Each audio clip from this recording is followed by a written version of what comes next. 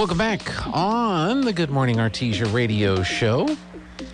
Superintendent John Ross Null will be joining us here in just a moment. A look again at the school board election last night.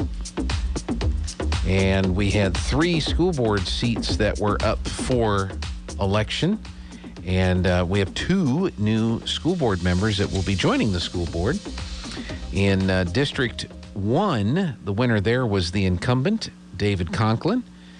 He had 316 votes to 98 votes over Dan Banks. In District 2, Christy Crockett was the winner there, 107 votes to 89 votes. And in District 4, Ben Harvey was the winner there with 318 votes over Lowell Irby, 265 votes. You want to grab that microphone there, Mr. Null?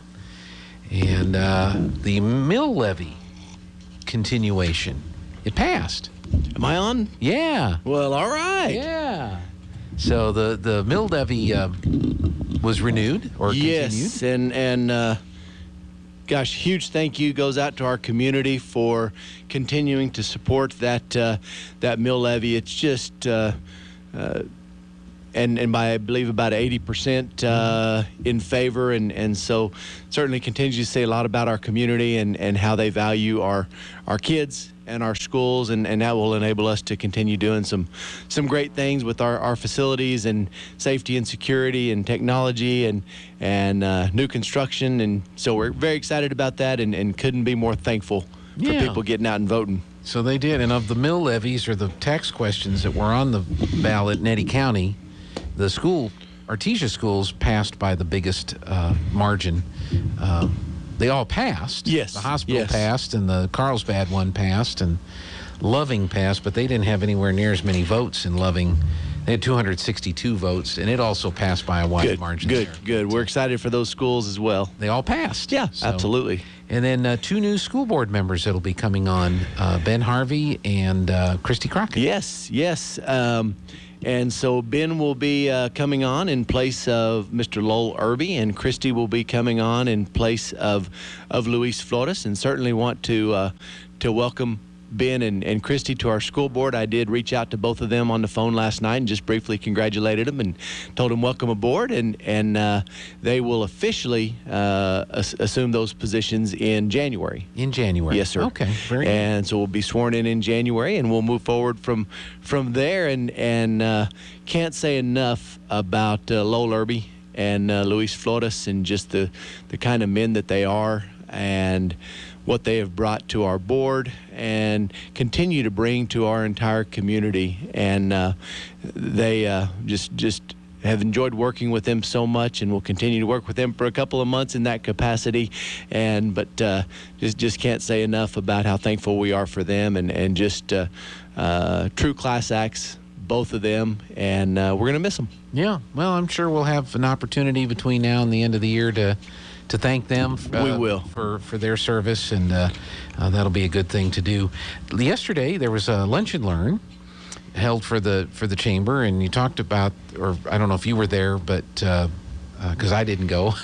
I was there. Yes. You were there. I had Huevos Rancheros at another restaurant in town, which was really good. But I was with our salespeople, so it was Tuesday's our sales day. And I know you talked about the mill levy, which renewed. But you also, there was a discussion about the comment period on the issues that are facing education in New Mexico, the social studies standards that are being discussed. We had Paul Gessing from the Rio Grande Foundation on the radio yesterday. He also talked about the issue regarding, is it Floyd School District? Yes. Where the education department removed school board members. Right. Can school board members who are removed by the PED rely on the school districts they represent to be able to represent them in the school district's attorney. School district attorney. And so that is also receiving public comments on that. So. That is, and that will take place the same day. Initially, that was going to be just 1 to 3 to try to get all of that in, which did not make a lot of sense. And so Mr. Parker, in working with one of the deputy secretaries, was instrumental in getting that changed, at least getting a couple of hours added to that. One other significant change in the public comment is that it will all be through Zoom. At this time, it was intended to be in person in Santa Fe at Mabry Hall, but it is going to be all through Zoom. We did verify that in our superintendent's call yesterday that was the case. And so certainly a disadvantage not to be able to sit there and look someone in the eye when you're speaking with them. But perhaps this could enable more to share their public comments. Right. I mean, the upside is that you don't necessarily have to pack several thousand people in Santa Fe for a hearing. They can participate from around the state. Correct. The downside, though, like you say, and you've probably been through enough Teams and Zoom meetings to know that it's not quite the same. And been to hearings in Santa Fe in person. And so, no, it's not quite the same, but we'll take advantage of it the best that we can. So the encouragement is for people to read the social studies standards and then comment on these standards. Absolutely. So the purpose of the Lunch and Learn, and want to say thank you to the Chamber for getting that started up again. And it's something that they had done a few years ago regularly, and just gives different groups, people, the opportunity to come and share different things that are going on and things that our community would be interested in. And so the Chamber, this was the first one starting back up, and so it was out at the Country Club, and so invited us, and we offered to come and participate in that Lunch and Learn. And Mr. Parker has a presentation regarding the social studies standards that he had presented previously at a board meeting, but and then to a couple of other groups, but shared that at the Lunch and Learn yesterday, and gave people the opportunity to ask questions. And you're exactly right. Primarily, just really encouraging people to go to those standards, review them, gather their thoughts, and provide public input to the Public Education Department.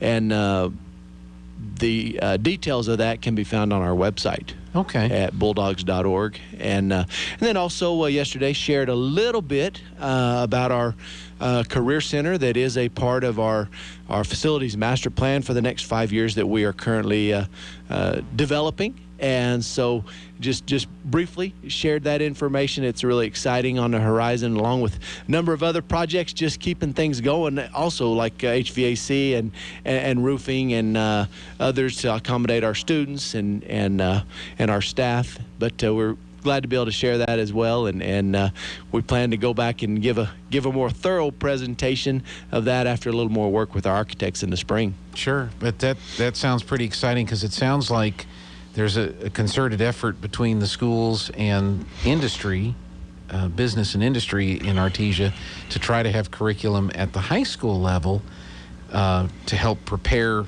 students that maybe don't want to go to college, that want to get into business and into trade, to be more prepared for that. Oh, absolutely. And that is one thing that's going to be instrumental in this project is partnerships with our community, with industry, potentially with foundations, and other local businesses.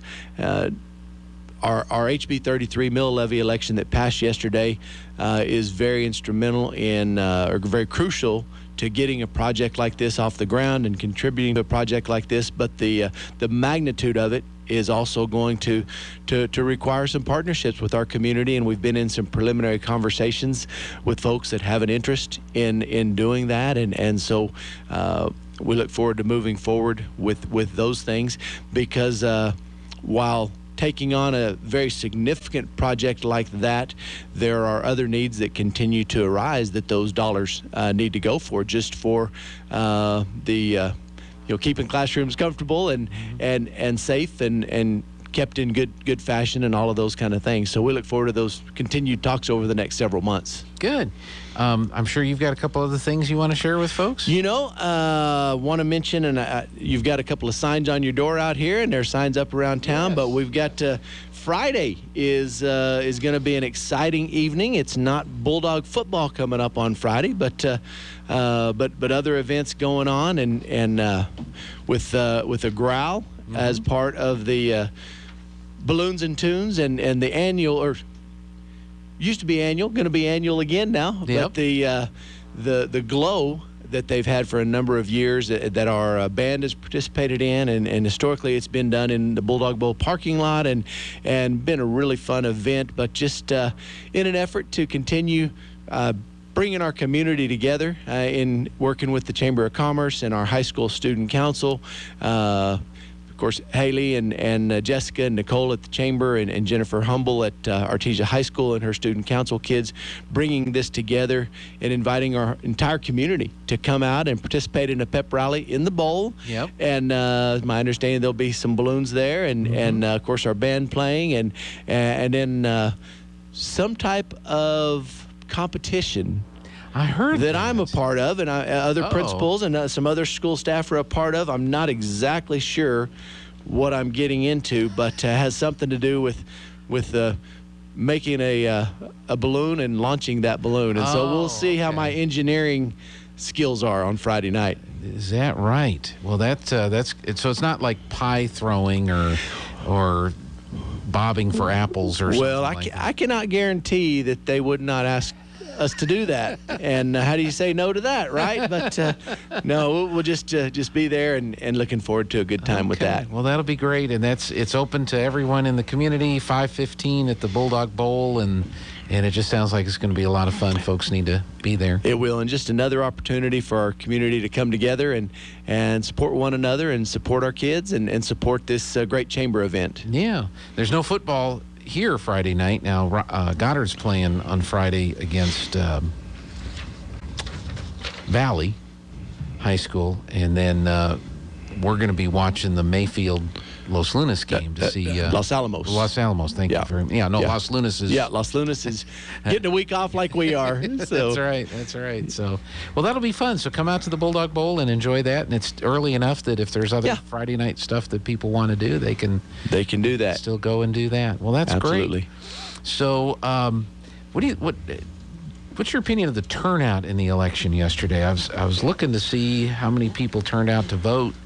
You know, for all of Eddy County, about 4,400 people turned out to vote. So, I don't know how that compares with previous years. You know, and I don't either, Gene. I wish that I did.